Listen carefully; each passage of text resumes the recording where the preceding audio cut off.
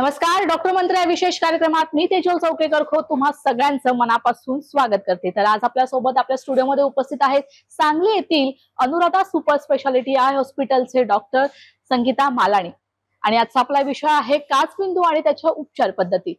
नमस्कार डॉक्टर, तुमच्या या कार्यक्रमात खूप खूप स्वागत। तर तुमच्याशी चर्चा करण्याआधी आपण थोडक्यात तुमची माहिती घेऊया। तर डॉक्टर संगीता मालाणी या ग्लुकोमा कन्सल्टंट आणि सर्जन आहेत, तसेच फेको सर्जन आणि लेझर स्पेशालिस्ट आहेत। डॉक्टर संगीता मालाणी या 1997 मध्ये VM government medical college Solapur येथून MBBS ची परीक्षा त्या उत्तीर्ण झाल्यात। त्यांनी 2000 साली CPS मुंबई येथून DOMS मध्ये डिप्लोमा मिळवलाय। तर 2004 मध्ये कोइंबतूर येथील अरविंद आय हॉस्पिटल मधून त्यांनी ग्लुकोमा मध्ये फेलोशिप पूर्ण केली आहे। त्यानंतर त्यांनी 2004 मध्ये अनुराधा हॉस्पिटल येथे ग्लुकोमा कन्सल्टंट म्हणून जॉईन केलं। सध्या त्या 2019 पासून सांगलीच्या Anuradha super speciality I hospital येथे ग्लुकोमा डिपार्टमेंटच्या हेड आणि डिरेक्टर म्हणून कार्यरत आहेत। तर डॉक्टर, माझा पहिला प्रश्न असा आहे की काचबिंदू म्हणजे नेमकं काय? तर काचबिंदूविषयी आपल्या समाजामध्ये अनेक समज व गैरसमज आहेत आणि खूप सारी अनभिज्ञता सुद्धा आहे। बऱ्याच जणांना याविषयी अजिबात काहीच माहित नाहीये। एक प्रेशर आपल्याला माहिती असतं, ब्लड प्रेशर, जे शरीराचं प्रेशर असतं आणि ते बऱ्याच जणांना माहिती आहे। आपण जाऊन ते तपासत असतो आणि ते मॉनिटरही करत असतो। परंतु काचबिंदू हे निगडीत आहे डोळ्याच्या आतील प्रेशर संबंधात, म्हणजे डोळ्याचा जो दाब असतो त्या संदर्भात काचबिंदू हे निगडीत आहे। आता आपण असं बघूया की ह्या आय मॉडेल वरती मला सांगता येईल की आपला डोळा हा असा बंदिस्त गोलाकार असतो आणि डोळ्याच्या आतमध्ये एक ॲक्वेअस ह्युमर नावाचा पदार्थ इथे तयार होत असतो आणि तो आतल्या आत प्रवाहित होत असतो। म्हणजे डोळ्याच्या मागच्या भागात तयार होऊन तो पुढच्या भागात येतो आणि तिथून तो तिथील रक्तवाहिन्यांमध्ये तो मिक्स होऊन जातो। तर हा प्रवाहित होणारं जे ॲक्वेअस ह्युमर नावाचं द्रव असतं त्यामुळे डोळ्यातील हा दाब असतो तो नियमित राहतो। आता एक गोष्ट ह्याच्यामध्ये आपल्याला लक्षात घ्यायची आहे की आपण रडल्यानंतर किंवा भावनिक झाल्यानंतर किंवा डोळ्यामध्ये काहीतरी गेलं समजा, तर जे अश्रू डोळ्यातून बाहेर येतात त्याचा ह्या पाण्याशी काहीही संबंध नाहीये। हे आतल्या आत फिरणारं पाणी असतं आणि मग ह्या प्रवाहामध्ये जर का कुठे अडथळा आला तर डोळ्याचा हा बंदिस्त डोळा असतो त्यामुळे ह्याच्या आतील दाब वाढतो। नॉर्मली हा दाब असतो 12 ते 18 मिलीमीटर ऑफ मर्क्युरी। मग जेव्हा हा दाब वाढतो तेव्हा तो इकडे कुठे पसरू शकत नाही आणि ही आपल्या डोळ्याची नस जी ही मेंदूपर्यंत जात असते आणि ही दृष्टीची संवेदना मेंदूपर्यंत घेऊन जाते। मग ह्या वाढलेल्या दाबाचा विपरीत परिणाम ह्या नसेवरती होतो आणि ही नस हळूहळू कमकुवत व्हायला लागते, दृष्टी अंधुक व्हायला लागते आणि सगळ्यात मुख्य म्हणजे आपली दृष्टी कक्षा किंवा दृष्टीचा आवाका जो असतो तो थोडासा अरुंद व्हायला लागतो। मग ह्या त्रयीला म्हणजे डोळ्याचा दाब वाढणं, डोळ्याची ही नस कमकुवत होणं आणि दृष्टी कक्षा अरुंद होणं, ह्या त्रयीला काचबिंदू असं संबोधलं जातं। छान माहिती तुम्ही याबाबत दिली। तर माझा पुढचा प्रश्न असा आहे की मोतीबिंदू या ऑपरेशन हे सगळ्यांनाच माहिती असतं की मोतीबिंदू कसं होतं, कशा पद्धतीने होतं, मात्र मोतीबिंदू आणि काचबिंदू या दोघांमध्ये नेमका फरक काय आहे? नक्कीच फरक आहे। मोतीबिंदू म्हणजे काय होतं की आपल्या डोळ्यामध्ये एक नैसर्गिक भिंग असतं आणि ते पारदर्शी असतं। मग जेव्हा हे पारदर्शी भिंग अपारदर्शी होतं किंवा थोडंसं ते पांढुरकं पडायला लागतं, ह्याला आपण मोतीबिंदू असं म्हणतो आणि बऱ्याच वेळा हे वयोमानानुसार किंवा अन्य काही कारणांमुळे सुद्धा होऊ शकतं आणि ह्याचा उपचार म्हणजे त्याचं ऑपरेशन करून डोळ्यामध्ये कृत्रिम भिंग बसवणं, ह्याला आपण मोतीबिंदू असं म्हणतो। आणि काचबिंदू मी आता तुम्हाला सांगितल्यासारखं डोळ्याच्या आतील दाब वाढतो आणि त्याचा हा दाब डोळ्याच्या नसेवरती पडून जी दृष्टी अंधुक होते त्याला काचबिंदू असं म्हणतात। आता समजून घेण्यासारखी गोष्ट अशी की ह्या मोतीबिंदूला उत्तरेकडील काही प्रदेशांमध्ये सफेद मोतिया म्हणतात आणि काचबिंदूला काला मोतिया म्हणतात। शिवाय काचबिंदूला काला पाणी किंवा ग्लुकोमा असंही संबोधलं जातं। आता मोतीबिंदू आणि काचबिंदू ह्याच्यामध्ये एक विशिष्ट नातं सुद्धा आहे। समजा डोळ्यामध्ये मोतीबिंदू असेल आणि त्याचं ऑपरेशन समजा वेळेवरती केलं नाही तर हा मोतीबिंदू असाच वाढत वाढत जातो, तो डोळ्यामध्ये पिकतो आणि तो फुटतो आणि त्यामुळे सुद्धा डोळ्याचं प्रेशर वाढतं आणि काचबिंदू होतो। बऱ्यापैकी लोकांना हे माहिती आहे, जर का मोतीबिंदूचं ऑपरेशन केलं नाही तर काचबिंदू होतो। अगदी, पण तो काचबिंदूचा एक प्रकार झाला। या व्यतिरिक्त सुद्धा काचबिंदूचे अन्य प्रकार आहेत। नक्कीच, म्हणजे मोतीबिंदूच्या नंतर जो येणारा टप्पा आहे तो म्हणजे काचबिंदू। आणि डॉक्टर, मोतीबिंदू हा वयोमानानुसार होत असतो, मात्र आता सगळ्याच वयोगटातील लोकांना म्हणजे 30च्या नंतर कोणालाही मोतीबिंदू होऊ शकतो, मात्र काचबिंदू कोणाला होऊ शकतो? त्याच्यासाठी काय वयमर्यादा आहे का? काचबिंदू सुद्धा सामान्यतः 40च्या पुढे होणारा असा हा आजार आहे. परंतु असं जरी असलं तरी सुद्धा जन्मजात बालकापासून ते वयोवृद्ध व्यक्तींपर्यंत हा कोणालाही होऊ शकतो. जरी सामान्यतः तो 40च्या पुढे आपल्याला दिसतो. आता काही महत्वाचे रिस्क फॅक्टर्स काचबिंदूसाठी, म्हणजे ह्या लोकांना काचबिंदू होण्याची शक्यता जास्त असते. ते म्हणजे सगळ्यात महत्वाचं अनुवंशिकता किंवा फॅमिली हिस्ट्री ऑफ ग्लोकोमा. जर का आपल्या घराण्यामध्ये आई वडिलांना किंवा जवळच्या नातेवाईकांना काचबिंदू असेल तर तो पुढच्या पिढीमध्ये उतरण्याची शक्यता अतिशय जास्त असते. त्यांनी नक्कीच आपले डोळे काचबिंदूच्या दृष्टीने तपासून घ्यावेत. याशिवाय काही रिस्क फॅक्टर जसं की डायबिटीस, हायपरटेन्शन, त्यानंतर डोळ्याला मार लागणं, डोळ्याला चष्म्याचा नंबर प्लस किंवा मायनस मोठ्या प्रमाणात असणं, शिवाय डोळ्याचं पूर्वी काही ऑपरेशन झालेलं असणं, गुंतागुंतीची शस्त्रक्रिया झालेली असणं, आणि आणखीन एक महत्वाचं कारण म्हणजे स्टिरॉइड्स नावाची औषधं घेतल्यामुळे डोळ्याचं प्रेशर हे वाढू शकतं. नक्कीच. आता स्टिरॉइड्सची औषधं काही वेळा घेतली जातात, म्हणजे ती दम्याच्या त्रासासाठी किंवा स्किनच्या काही आजारांसाठी घेतली जातात किंवा अवयव प्रत्यारोपण केल्यानंतर घेतली जातात. ह्या पेशंटमध्ये सुद्धा प्रेशर वाढू शकतं. सगळ्यात महत्वाची गोष्ट म्हणजे काही वेळा ओव्हर द काउंटर मेडिसिन्स मिळतात ज्याच्यामध्ये स्टिरॉइड्स असतात. मग डोळे लाल झाले, पाणी येतं, ह्यासाठी ही औषधं परस्पर दिली जातात आणि त्याच्यामध्ये स्टिरॉइड्स असल्यामुळे डोळ्याचं प्रेशर वाढून सुद्धा काचबिंदू होऊ शकतं. अशी ही वेगळी वेगळी कारणं काचबिंदूची असू शकतात. अगदी. डॉक्टर, डोळे हा आपला खूप नाजूक फॅक्टर असतो, त्यामुळे डोळ्यांना काही झालं तर आपण खूप बेचैन होतो. तर मला असं विचारायचंय की आपल्याला काचबिंदू झालाय हे कसं ओळखायचं? साधारणतः मोतीबिंदू झाला तर आपल्याला समजतं की ब्लर दिसतंय, डोळ्यातून पाणी येतंय, ह्या सगळ्या गोष्टी होतात. काचबिंदू झालाय हे खूप क्वचित लोकांना माहिती असतं, तर ते कसं ओळखावं? बऱ्याच वेळा दुर्दैवाने काचबिंदूची कुठलीही लक्षणं पेशंटला आढळून येत नाही. जोपर्यंत ही डोळ्याची नस 60 ते 70% पर्यंत त्याला डॅमेज होत नाही तोपर्यंत आपल्याला काचबिंदू होतोय किंवा आपल्या डोळ्यामध्ये काचबिंदू झालाय हे पेशंटला कळतच नाही. म्हणूनच ह्याला सायलेंट किलर ऑफ व्हिजन किंवा चोर पावलाने येणारा आजार असं म्हटलं जातं. तर हे होण्याचं एक विशिष्ट कारण आहे. ते असं की काचबिंदूमध्ये सर्वप्रथम आपली दृष्टी कक्षा जी असते किंवा दृष्टीचा आवाका जो असतो तो हळूहळू अरुंद येतो. आता हा दृष्टीचा आवाका म्हणजे काय की आपण एखाद्या वस्तूकडे पाहतोय तर ती वस्तू आपल्याला दिसतेच, पण त्याचबरोबर त्याच्या आजूबाजूला काही वस्तू असतील तर त्याही आपल्याला दिसतात, अगदी जरी आपलं त्याच्याकडे लक्ष नसलं तरी. त्यामुळे ही मधली दृष्टी जी आहे ती शेवटपर्यंत टिकून राहते. ह्यासाठी हे लवकर आपल्याला लक्षात येत नाही. आता जरासं त्याचं डेमॉन्स्ट्रेशन दाखवायला गेलं तर ह्याच्यावरून आपल्याला लक्षात येईल. हा जो राऊंड आहे ही आपली नॉर्मल दृष्टी आहे, ह्याच्यामध्ये आपल्याला पूर्ण दिसते. पण जसा काचबिंदू प्रोग्रेस होतोय त्याप्रमाणे तुम्ही बघताय की अशी बाजूनं काळसर छटा दिसायला लागते, ती मग अशी वाढत जाते आणि अगदी शेवटी फक्त एवढा मधला सेंटर भाग दिसतो, जसं काही आपण एखाद्या ट्यूब मधून बघतोय इतकं ती दृष्टीकक्षा कमी होते. आणि ह्या गोष्टीमुळे काचबिंदू हा लवकर लक्षात येत नाही. क्वचित प्रसंगी काही प्रकारच्या काचबिंदूमध्ये लक्षात येऊ शकतं. त्यामध्ये संध्याकाळच्या वेळी प्रकाशाभोवती सप्तरंगी वलय दिसणं किंवा डोळा ठणकणं, लाल होणं अशा प्रकारची लक्षणं आपल्याला दिसून येऊ शकतात. नक्कीच. डॉक्टर, अनेक आजार जे असतात त्याचे विविध प्रकार असतात, तशाच पद्धतीने काचबिंदूचे विविध प्रकार आहेत का आणि ते कोणते आहेत? नक्कीच आहे. मी सांगितलं तसं काचबिंदू हा कुठल्याही वयामध्ये होऊ शकतो. तो जन्मजात शिशूला होऊ शकतो, त्यालाच कंजेनायटल ग्लोकोमा असं आपण म्हणतो. मग ह्या शिशूचा एक डोळा, ज्या डोळ्यात काचबिंदू आहे किंवा दोन्ही डोळ्यात असेल तर दोन्ही डोळे हे मोठे दिसतात, त्या डोळ्यातून पाणी येऊ शकतं, ह्या बालकाला प्रकाशाचा त्रास होतो आणि बुबुळ नंतर पांढुरकं पडतं. तर हा झाला कंजेनायटल ग्लोकोमा. त्यानंतरचे प्रकार म्हणजे प्राथमिक काचबिंदू. प्राथमिक काचबिंदू म्हणजे काय की ह्या रुग्णांच्या डोळ्यामध्ये इतर कुठलाही प्रॉब्लेम नाहीये आणि त्यांना फक्त काचबिंदू आहे. ह्याला प्राथमिक काचबिंदू असं म्हणतात. त्यातही आणि दोन प्रकार आहेत. एक आहे तो बंदकोन काचबिंदू आणि दुसरा आहे तो खुला कोन काचबिंदू. आता बंदकोन आणि खुला कोन म्हणजे काय की मगाशी मी सांगितलं ना की ह्याच्यामध्ये एक द्रव पदार्थ तयार होत असतो आणि तो आतल्या आत प्रवाहित होत असतो आणि जेव्हा तो प्रवाहित होतो तेव्हा तो डोळ्याच्या मागच्या भागातून पुढे येऊन आपली जी भावली असते आणि डोळ्याचं बुबुळ ज्याच्यामध्ये एक अँगल असतो, कोन असतो, त्या कोन मधून तो प्रवाह बाहेर जातो आणि तो बाहेरच्या रक्तवाहिन्यांमध्ये इथे तो मिक्स होतो.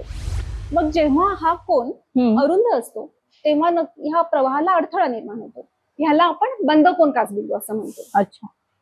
ह्याच प्रकारच्या काचबिंदूमध्ये काही लक्षणं आपल्याला दिसू शकतात, जसं की प्रकाशभोवती वलय दिसणं. ह्या प्रकारच्या काचबिंदूमध्ये पुढे जाऊन काय होतं, कधी कधी हा कोन जो आहे तो पूर्णपणे शटडाऊन होऊ शकतो, पूर्णपणे बंद होतो. आणि अशा वेळी मात्र डोळ्याचं प्रेशर हे भयंकर वाढतं. जे नॉर्मली मगाशी सांगितलं की 12 ते 18 हे नॉर्मल प्रेशर असतं, तर जेव्हा हा कोन पूर्णपणे बंद होतो तेव्हा हे प्रेशर प्रचंड वाढून जवळजवळ 60-70 एवढं होऊ शकतं. मग मात्र अशा रुग्णांना प्रचंड डोकं दुखणं, मळमळणं, उलट्या होणं आणि आपला डोळा जो आहे तो दगडासारखा टणक होणं अशी लक्षणं ह्याच्यामध्ये दिसू शकतात. आणि ही डोळ्याची एक इमर्जन्सी आहे, ह्याचे ताबडतोब उपचार करावे लागतात, नाहीतर डोळ्याची दृष्टी ही कायमस्वरूपी जाण्याची शक्यता असते. अच्छा. ह्यानंतरचा प्रकार म्हणजे खुला कोन काचबिंदू, ज्याच्यामध्ये हा कोन खुला असतो तरीही या प्रवाहाला कुठेतरी अडथळा येतो, त्यामुळे काचबिंदू होतो. डॉक्टर, तुम्ही छान मार्गदर्शन करताय. तुमच्याकडून अधिक माहिती याबद्दल मला जाणून घ्यायचीच आहे. मात्र तुर्तास डॉक्टर मंत्रामध्ये वेळ झाला एका छोट्याशा विश्रांतीची. लगेचच परततोय.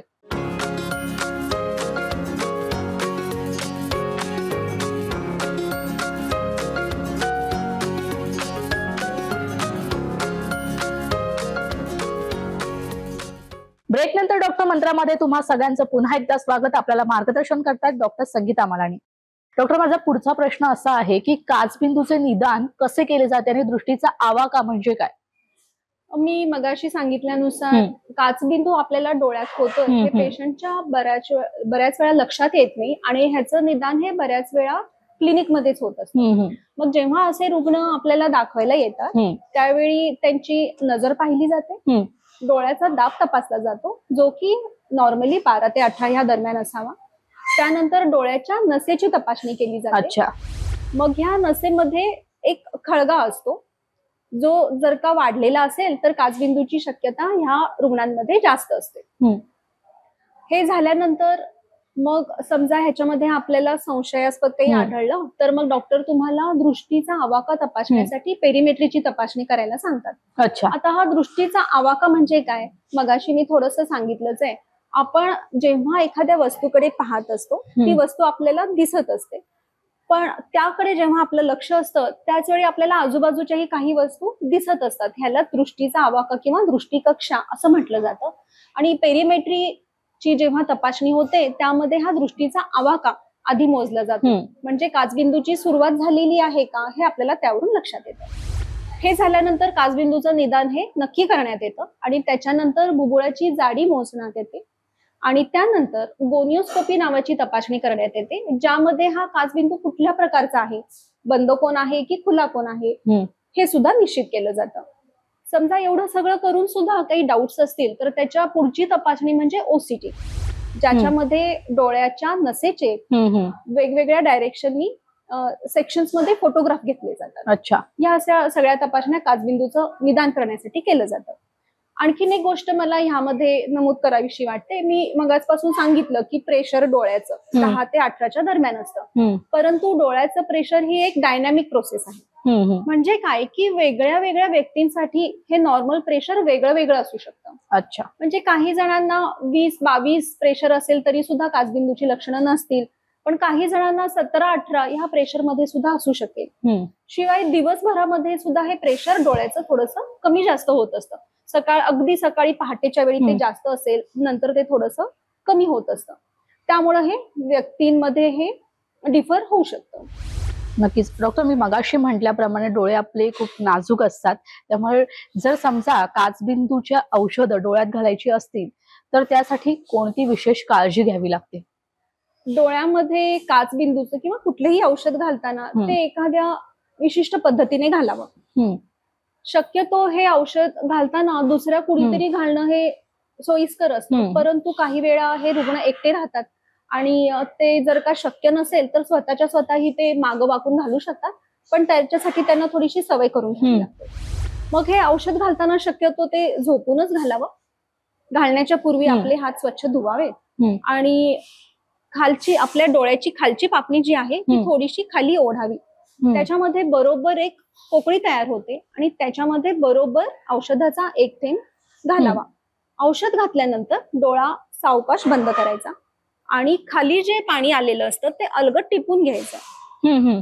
आणि औषध घातल्यानंतर डोळ्याच्या आतल्या कोपऱ्यात इथे डोळा आणि नाक ह्याच्यामध्ये इथं जो कोपरा आहे तिथे जर का दोन्ही डोळ्यात घातलं असेल तर दोन्हीकडे असं थोडंसं दाबून ठेवायचं, जेणेकरून ते औषध खाली घशात न उतरता ते जास्तीत जास्त डोळ्यामध्ये ते कार्य करेल. या सगळ्या गोष्टी महत्वाच्या आहेत, कारण की या औषधांवरतीच दाब किती कमी होणार आहे ते अवलंबून आहे. ह्याशिवाय औषधांचं टायमिंगही तेवढंच महत्वाचं आहे. म्हणजे समजा एखादं औषध आपल्याला दिवसातून 2 वेळा घालायचं असेल तर ते बरोबर 12 तासाच्या अंतराने घालावं. म्हणजे 2 वेळा असेल तर सकाळी 1 ड्रॉप घातलाय आणि दुपारी घातलाय असं न करता सकाळी 1 थेंब आणि रात्री 1 थेंब असं बरोबर 12 तासाच्या अंतराने ते घालायला हवं. आणि ती वेळ ही एक निश्चित करायला हवी. सकाळी 7ला घातलंय तर संध्याकाळी सुद्धा 7ला. पण आज 7ला घातलंय मग उद्या 10ला घातलंय असं करून उपयोगी नाहीये. तर ती वेळ महत्वाची आहे. 3 वेळा घालायचं असेल तर ते 8 तासाच्या अंतराने घालावं. आणि समजा एखाद्या वेळेस एखादं औषध रात्री घालायचं असतं तर ती ही वेळ तेवढी ठराविक ठेवावी. मग रात्री घालायचं जे औषध असतं ते डॉक्टर तुम्हाला सांगतात की रात्री झोपताना, पण त्याचा अर्थ असा नाहीये की ते औषध घालून झोपूनच जायला पाहिजे. ती रात्रीची वेळ आपण एक सुनिश्चित करावी आणि त्याच वेळी औषध घालावं. डॉक्टर, काचबिंदूचं ऑपरेशन कधी केलं जातं आणि ऑपरेशनचे नेमके कुठले प्रकार आहे, कुठल्या प्रकारचं ऑपरेशन कसं केलं जातं? समजा औषधांनी डोळ्याचा दाब आपल्याला हवा तेवढा कमी आला नाहीये आणि त्या औषधांनी दाब वाढतच राहिलाय आणि शिवाय डोळ्याच्या नसेची हानी ही कंटिन्यू होतीच आहे, तर आपल्याला शस्त्रक्रिया डोळ्याची काचबिंदूची करावी लागते. पण ह्या शस्त्रक्रियेमध्ये सुद्धा दाब कमी करण्यासाठीच प्रयत्न केला जातो आणि डोळ्याच्या आतमध्ये जो द्रव तयार होत असतो त्याला डोळ्याच्या बाहेरील बाजूला जाण्यासाठी वाट करून दिली जाते. मग ह्या शस्त्रक्रिया मोस्टली टाक्याच्या असतात, परंतु सध्या काही नवीन पद्धतीनं आपण त्या बिन टाक्याच्या सुद्धा करू शकतो. नक्कीच डॉक्टर, इतर आजार जे असतात त्या आजार आपल्याला उद्भवल्यानंतर डॉक्टर अनेक प्रकारची काळजी आपल्याला घेण्यासाठी सांगतात. तर अशाच प्रकारे जर काचबिंदूचं ऑपरेशन झाल्यानंतर रुग्णांनी कोणत्या प्रकारची आणि कशी काळजी घेतली पाहिजे? काचबिंदूचं ऑपरेशन झाल्यानंतर किंवा काचबिंदूचं निदान झाल्यानंतर मला असं सांगायचंय की एकदा त्यांना असं लक्षात आलं की आपल्याला काचबिंदू आहे, तर अशा रुग्णांनी पॅनिक न होता किंवा घाबरून न जाता की हा दोष कुठल्या स्वरूपाचा आहे ते समजून घेणं आवश्यक आहे. आणि मग औषधं जशी डॉक्टर सांगतात त्या प्रकारे ती नियमितपणे घालायची आहेत. मग काही वेळा काय होतं की औषध घालताना ते औषध संपल्यानंतर मग दुसरं आणलं जातं. मग अशा वेळी कधी कधी ते स्टॉकमध्ये नसतं, मग धावाधाव केली जाते, मग 1-2 दिवसाचा खंड पडतो. असं न होता एकदा आपण ती बॉटल ओपन केली की त्याच्यावरती डेट लिहून ठेवायची. मग एक औषध साधारणपणे आपल्याला 15 दिवस ते 3 आठवडे हे पुरत असतं. मग 15-20 दिवस झाले की लागलीच दुसरं औषध आणून ते हजर ठेवावं, जेणेकरून औषधाच्या उपचारामध्ये काही खंड पडू नये. बऱ्याच वेळा असं होतं की दाखवायला यायच्या अगोदर रुग्ण असे म्हणतात की डॉक्टर आमचं औषध 1-2-3 दिवसापूर्वीच संपलं होतं, पण तुम्हाला दाखवायचं होतं त्यामुळे आम्ही ते आणलं नाही, तुम्ही बदलून द्याल म्हणून. तर हेही अतिशय चुकीचं आहे. मग अशा वेळी काय होतं की त्या औषधाचा किती परिणाम झाला आहे आणि त्यामुळे दाब किती कंट्रोलमध्ये येते हे कळत नाही. मग अशा प्रकारे खंड होऊ देता कामा नये. नियमितपणा हा अत्यंत महत्वाचा आहे. आणि समजा आपण टीव्ही बघतोय, वाचतोय किंवा प्रवास करतोय, आपली काही कामं करतोय, ह्या कुठल्याही गोष्टींमुळे काचबिंदू वाढत नाही. त्या बाहेरील एक्सटर्नल फॅक्टरचा डोळ्याच्या दाबाशी काहीही संबंध नाही. ही बाकीची कामं पेशंट अगदी व्यवस्थित करू शकतात. काही गोष्टी ह्या रुग्णांनी टाळावयाच्या असतात, जसं की त्यांनी शीर्षासन करू नये जर योगासनं करत असतील तर. शिवाय वेट लिफ्टिंगचे काही एक्सरसाइज असतात ते करू नये, जेणेकरून आपल्या शरीराच्या वरच्या भागातलं प्रेशर वाढत असतं.